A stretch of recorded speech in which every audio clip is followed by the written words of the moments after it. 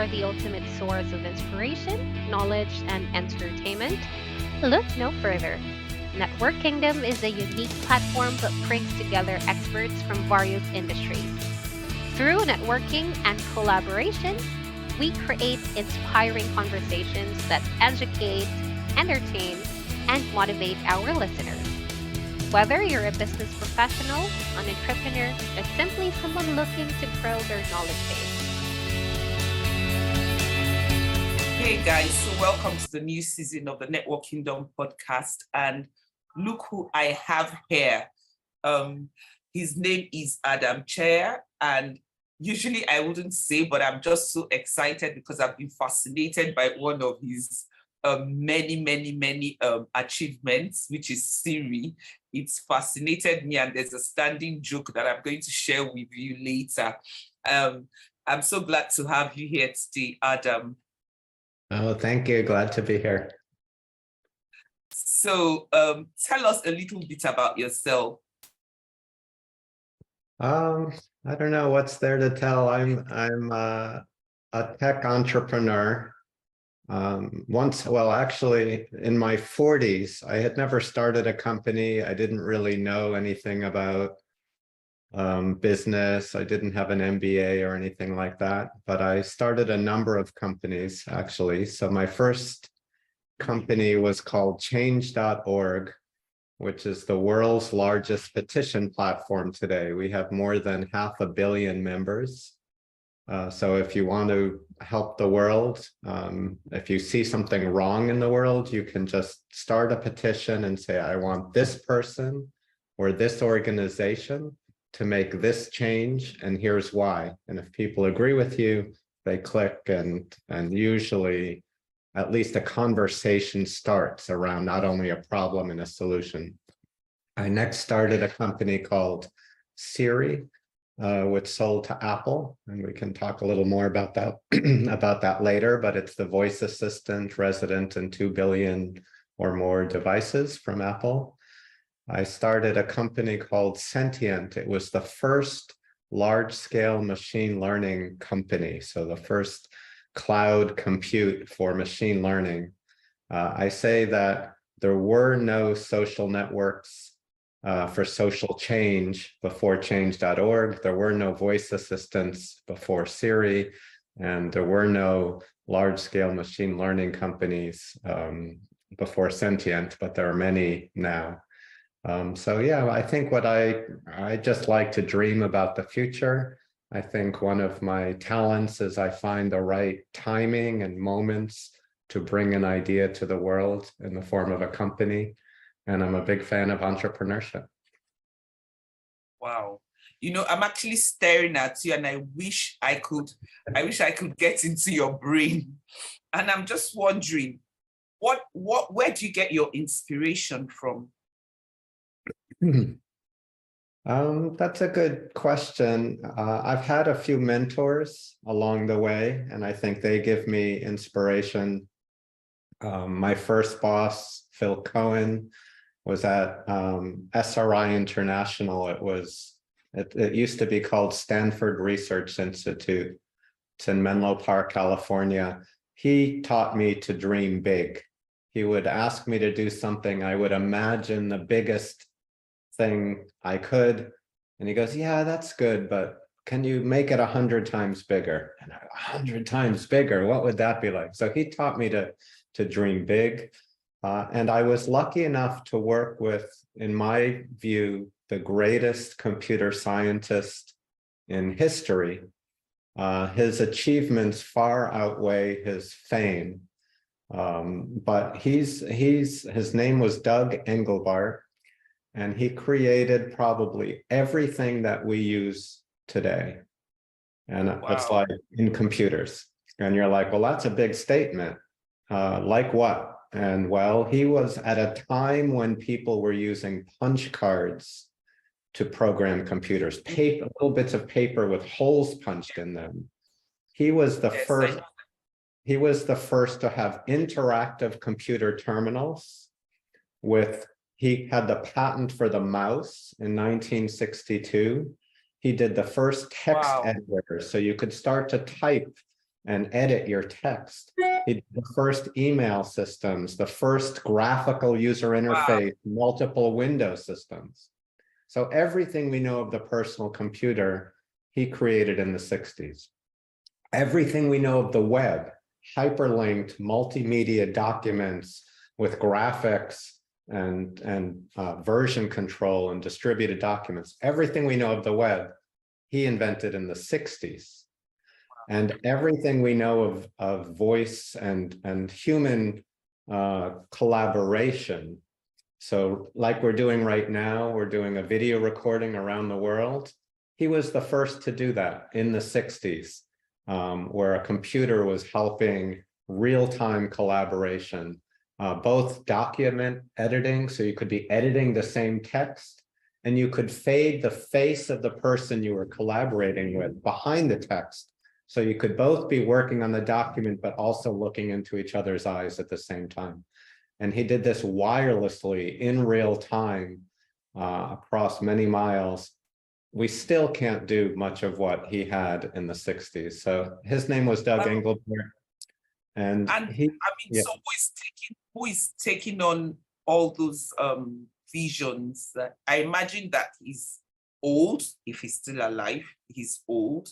So who's, he passed away maybe 5 or 6 years ago, but he has inspired generations, many generations of people like myself. And you asked, where does my inspiration come from? But one of his ideas was that he said, someday the world is going to be faced with complex global issues. And he listed them: pandemic, climate change, hunger, poverty, water, human rights, pollution, animal rights, and many more. And he said, unless we get better as a species at what he called collective intelligence, working together to think through hard problems, he said, we will not survive. And he saw computers as a tool to help augment human intellect. So he had this big vision, all these things, the mouse and Windows and collaboration technologies and the web, all of these things for him were just a tool to help us think better and deeper about big problems. And when he died, I took him out for his birthday for lunch just a few months before he died. He was still frustrated because he said, well, everyone has supercomputers, everyone has the mouse, everyone has video conferencing and the web, and yet we're still not better at solving, big problems together. And so that's an inspiration. If you look at change.org, what is change.org? It's 500 million members trying to use tools to help solve big and small issues in the world through the simple tool of a petition, right? That's an inspiration directly from Doug Engelbart that I tried to bring into the world. So I think many, many people who he has met and who he has touched in some way are carrying forth his ideas, but in little pieces, Yeah. I do think that post-pandemic, there's been increased collaboration. Yes, maybe, but if you look at, again, the big problems in the world, kind of government level problems, societal problems, maybe there's a little bit more collaboration, but there's also, at least in this country, there's a lot of misinformation. The country is very divided. Sometimes it feels like we're not working together to solve big problems. We're getting in our own way. So technology can help, but it can also hinder. And I was going to say that as well, because I think that the technology has also kind of made, because everyone has a voice and everyone has access to technology one way or the other. Everyone just says whatever they feel like, and sometimes it's not in unison, and we're just passing information, good, bad, ugly, and everything just gets mixed up. Yeah, when we were doing change.org in the early days, we tried many, many things. And one of them was we would just put up all of these topics, problems in the world, and have discussions around them. And we kind of imagined people would be proposing these great solutions and really getting into a debate about how can we solve these problems. But without moderation and a little bit of curation, we learned that if you just put it up and let people talk, it devolved into ugly flame wars and absolutely, I can imagine. And societal kind of conflicts, and it was like, oh man, you can't just that there's entropy, right? It kind of brings you down, and you need to build constructs for order and purposeful work. But it feels like the natural tendency, if not organized and structured a little bit, it's hard and it falls down, and you have to do work to lift up and bring order to a purposeful communication so we can really move forward. So it's not easy. It's not easy. And it's hard as well. One of the things about technology is that much of technology is based on personalization. And at a high level, it sounds like a great idea. If I'm typing into a search box somewhere, the whole goal, in theory, is to give me results that I will want, right? I ask for something, the algorithms are going to try to give me what I want. So it sounds like that's a good idea, and it can do that better the more it knows about me and the more personalized. However, there's an effect that as increasingly it gets narrower and narrower focus on what I want, it's in fact limiting me to a restricted set of information. And when we see social networks, which are highly personalized, it actually fragments society into different groups and keeps trying to feed them the information that they, quote, want. But you're not getting the full picture with many different varietal perspectives.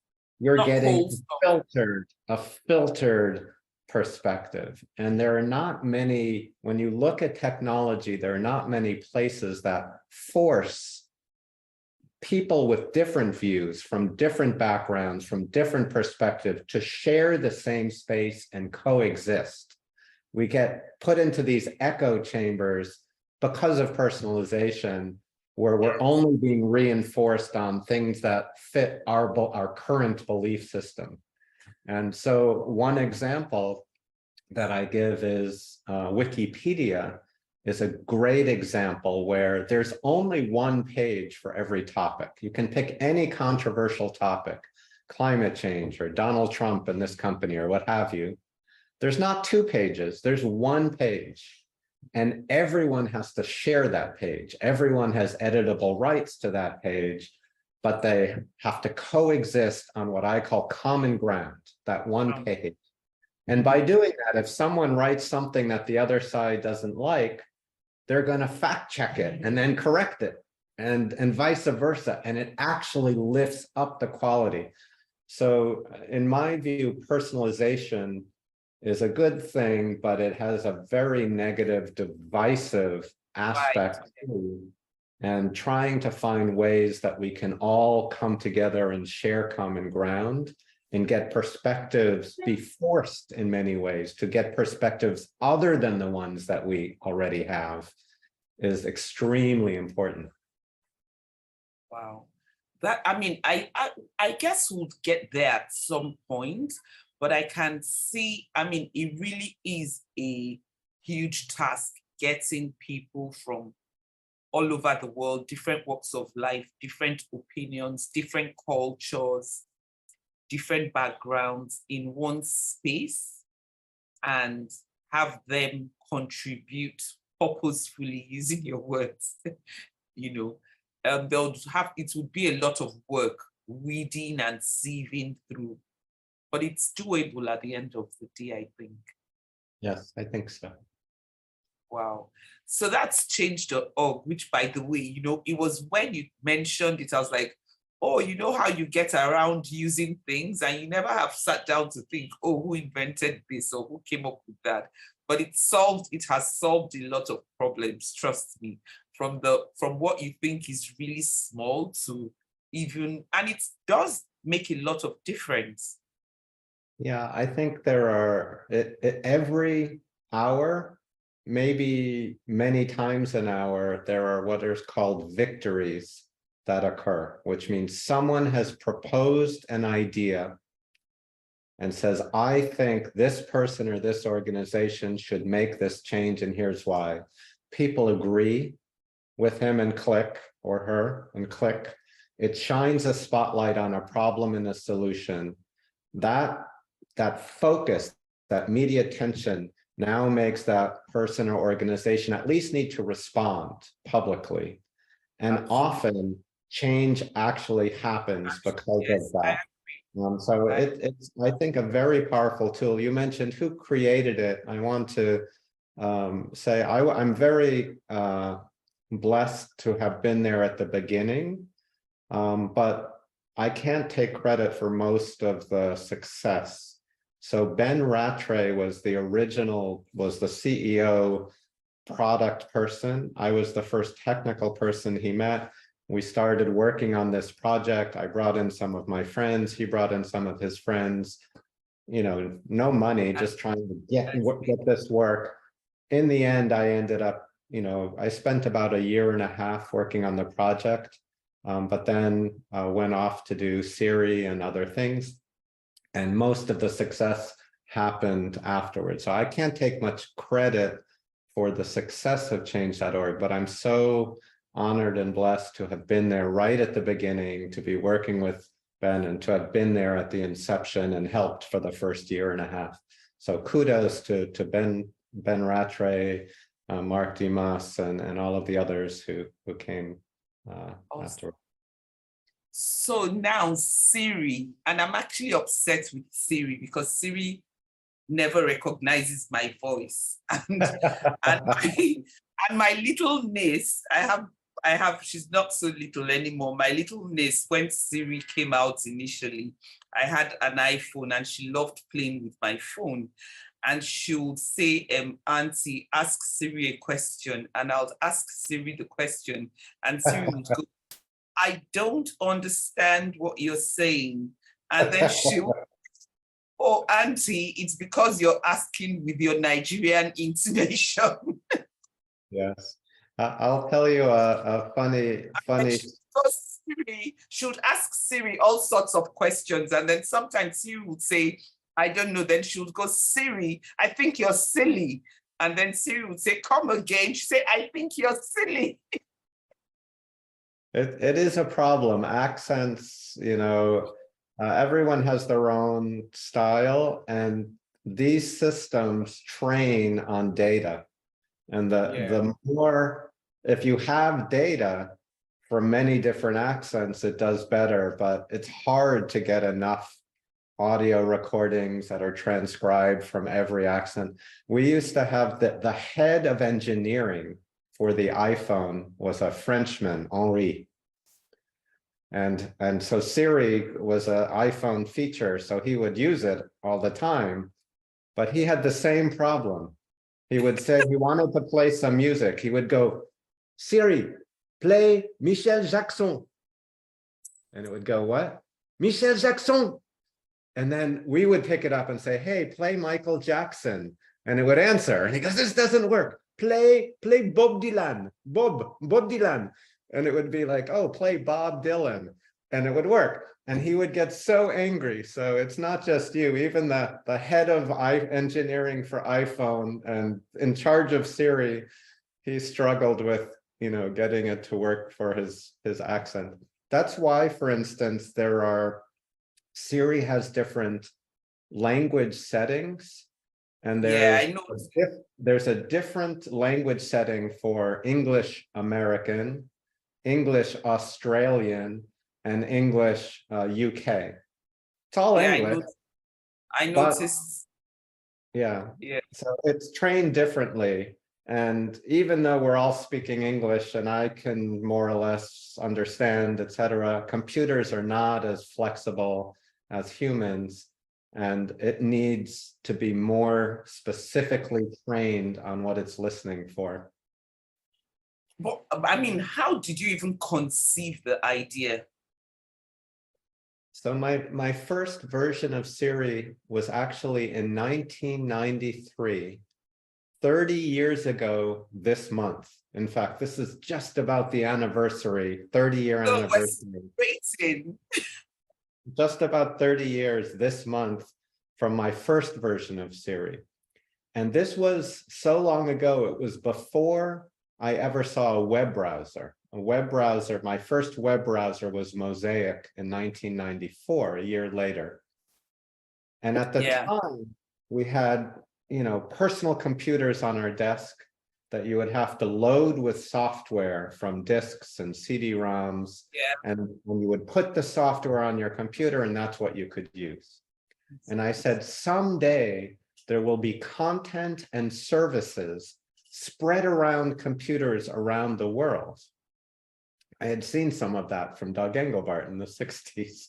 And I said, someday you'll have content and services on other computers. We'll need a way to discover those services and a way to interact with them. And in my conception, I thought everyone would have an assistant who would know where all the content and services were.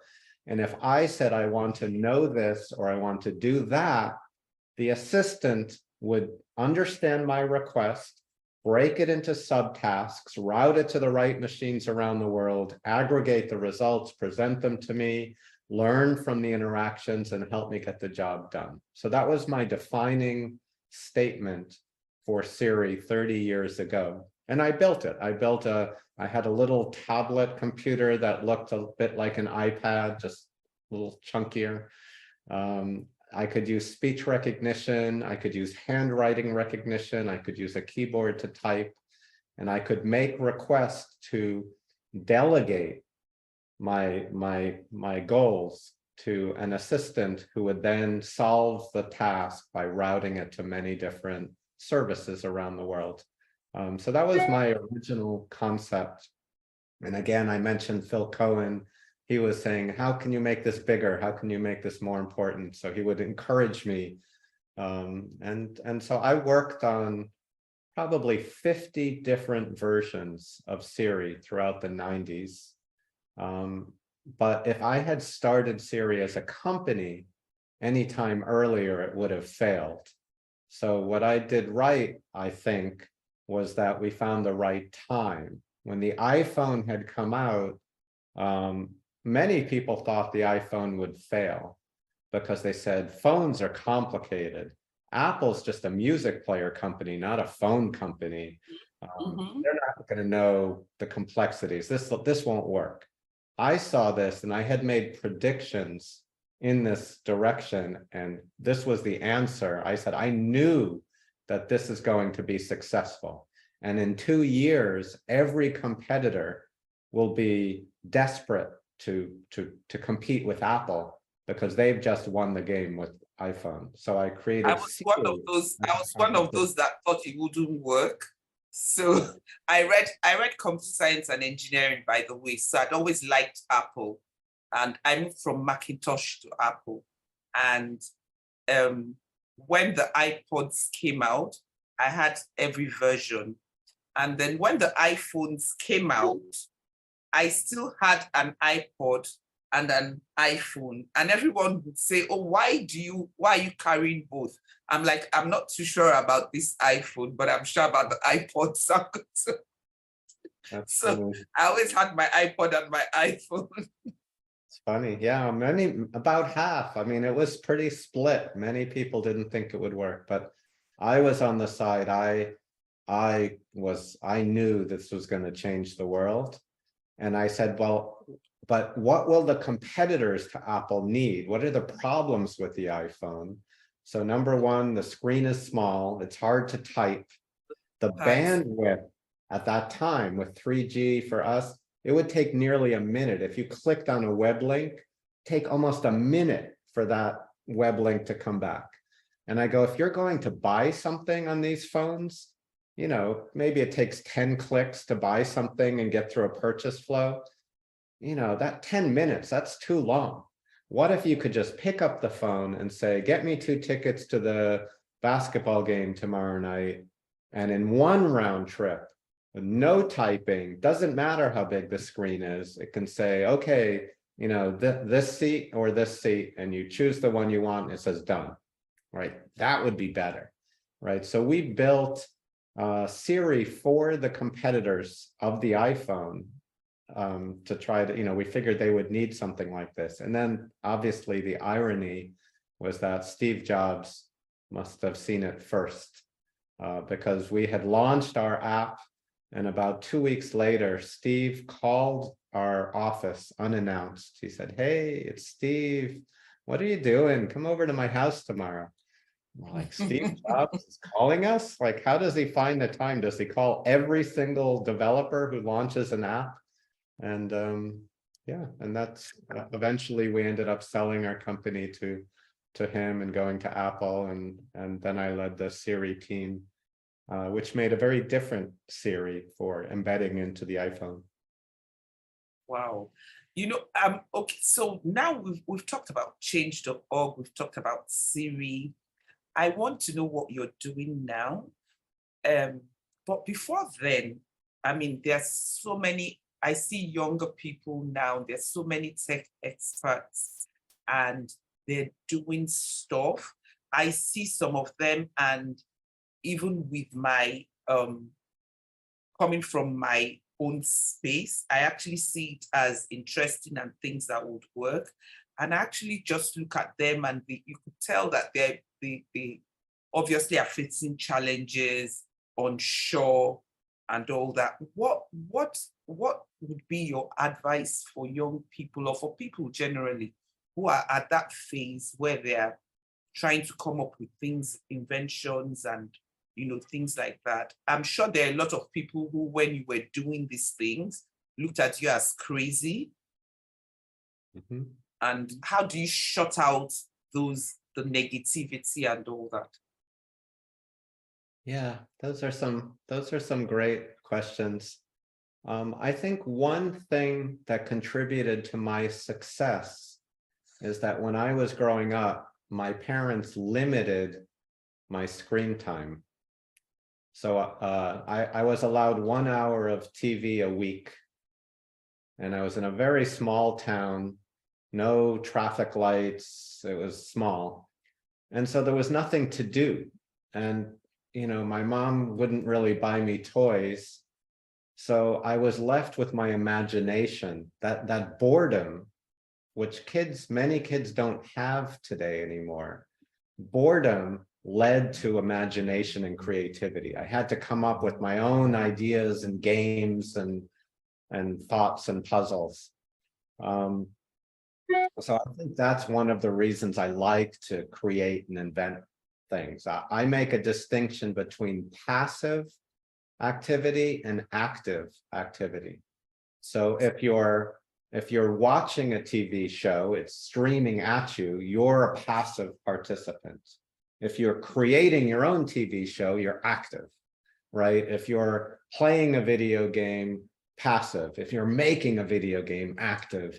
And for me, I think there was this balance that I was doing a lot more active work because I didn't have the passive stuff beamed at me available on my phones all day, etc. So my first thing is be creative, go do things, build things, make a game, write a book, you know, create a song, whatever gets you excited, right? But think about, if you're doing it, you're exercising your mental muscles to be active. And that's the start of an entrepreneur in my view. The next thing I'd say is, and I know many people say it, but I really believe it, it's allow yourself to follow your passion and your curiosity.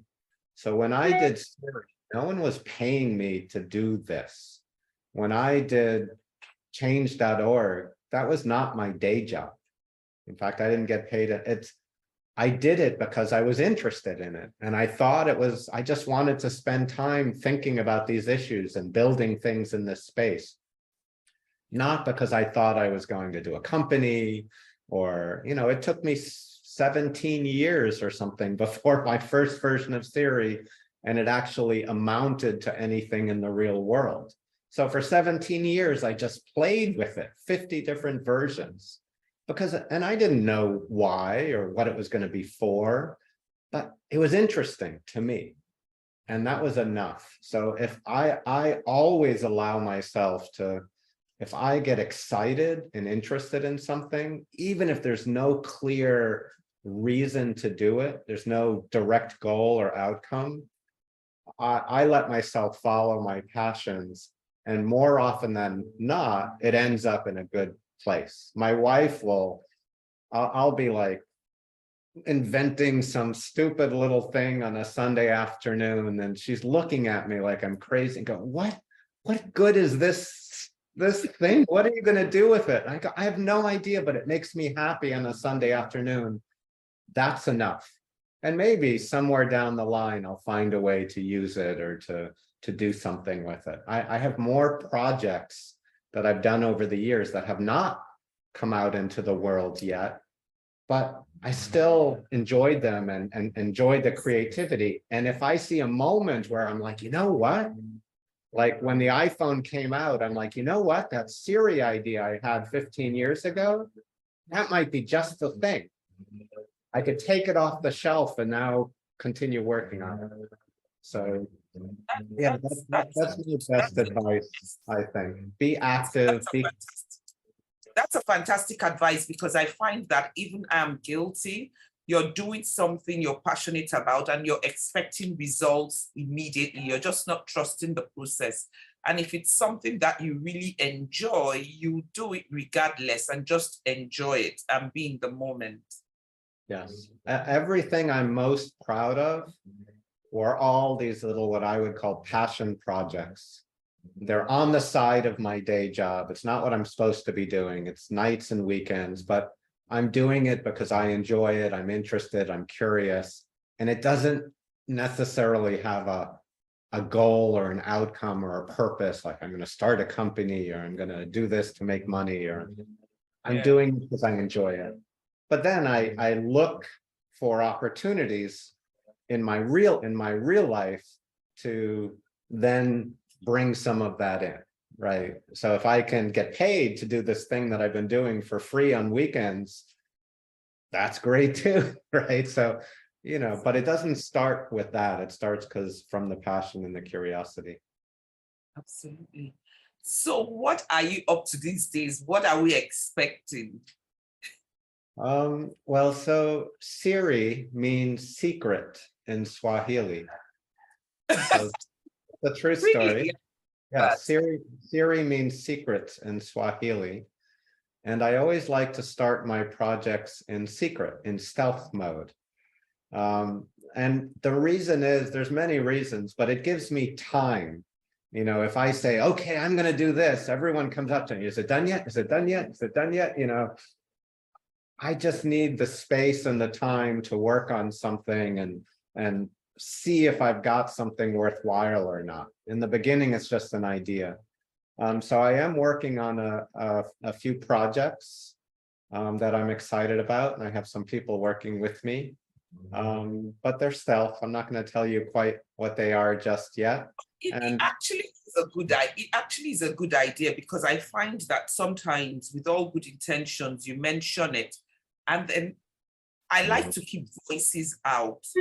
And when you mention it, then you start having all sorts of voices, and personally, I find it a bit distracting. So I can quite understand when you want to, like focus and keep it in until you're ready to to bring it out. And we can't wait to see what that is. Thank you. Thank you. Before we go, there's something that I know that a lot of people don't know about you. And I want to know, what is the connection between Adam, basketball, and Nigeria? So I talked about passion projects. So in addition to technology, I have two hobbies that I love. One is basketball and one is magic, like magicians. And Yes. I spend lots of time with magic and I spend lots of time with basketball, both watching and playing. I love it. It's a beautiful, beautiful sport. And I'm lucky and blessed. So I've become friends with Mike Brown, who used to be the assistant coach of the Golden State Warriors in the NBA. And he is actually the head coach of the Nigerian basketball team, the Olympic or national basketball team. So one summer, a few years ago, he asked if I would join him as a guest coach. So he had a number of coaches, but I jumped at the opportunity. I'm like, yep, I'm taking vacation from work. I'll be there all week. Let's do this. And I got to spend time with some of the, best basketball players in the world as they were preparing for the Olympics, for the Nigerian Olympic team. You've been listening to I'm not a NetworKingdom professional with level Omo coach, Oblor. but I love Remember, it, and I if you could cannot watch see and where help, you're going, help them run ask through someone drills who has been and there before. just help the coaches in their decision-making processes. They had to take they had a number of people in camp, but then they had to shrink it down to who are the final ones who will go to Las Vegas for the exhibition matches and then for the Olympics. And so I enjoyed being part of that process. And I'll say that this last Olympics, Nigeria was ranked, I think it was 42nd in the world in basketball. But after my coaching, no, I won't take any credit. They went to an exhibition match, and they played against the number 4 team in the world, Argentina, and they beat Argentina in an exhibition match. And then they played against the number 1 team in the world, the United States, with Kevin Durant, all of the top NBA players on this team, and they beat the US team in the exhibition match, which I think is one of the most significant events in African basketball history at the time. Now, basketball is starting to blossom, and there's some incredible players, but as of yet, I think beating the US in a match, even though exhibition, I think was quite an achievement. And I'm so excited about the future of Nigerian basketball. I have many friends from that team. One of them, Gabe Vincent, is playing with the Miami Heat right now in the Eastern Conference Finals. It's really fun to see. And Sacramento Kings, who had not made the playoffs for 16 years, Mike Brown became head coach of the Kings, and he brought many of his other coaches to join him in Sacramento. So he has several of the players, many of the coaches from that team. So in a way, it's almost like Sacramento Kings are a mini Nigerian basketball team. And they made the playoffs for the first time. They were 3rd place in the West for most of the season, 2nd or 3rd, which was an incredible year. So so I was, again, like change.org, I can't take any of the credit, but I was so happy to participate in this amazing event, and I'm so excited about the future. I hope to participate again, and the next time they need me as a guest coach for Nigerian basketball. Awesome. We can't wait to have you back in Nigeria. So what would be your parting word for our guests? Sure. So I guess what I would say is I'm a huge fan of entrepreneurship. Um, Everything important in the world really started as a dream from, one or two or three people early on, right? And um, I used to think, what is the best way to impact the world? Do you go to a big company? Do you go to a university? How do you do it? Is it a research? Do you do research in a research lab? I've worked in all these places, and I'm convinced that the power of entrepreneurship, of a small startup with a big vision, that's where the most impact can be had. So I would say, it's not for everyone, right? If you need to have a certain faith, a certain determination, because there are going to be up days and down days, and it seems impossible. But if you have the right belief that this thing needs to exist and the right commitment that you're going to be the one to make it get there, I think it can have huge benefits, not only for yourself, but for the world at large. So, I would say if you're wondering what to do, and if you have those capabilities, belief and determination, and you can see something missing in the world, using entrepreneurship and startups as a vehicle to bring that about, I think it's the best job, because you don't have a boss. You're working with people that you love, that you've hired, about a vision that you care about. If you can get someone to fund you, you're paying yourself a salary to do something you love.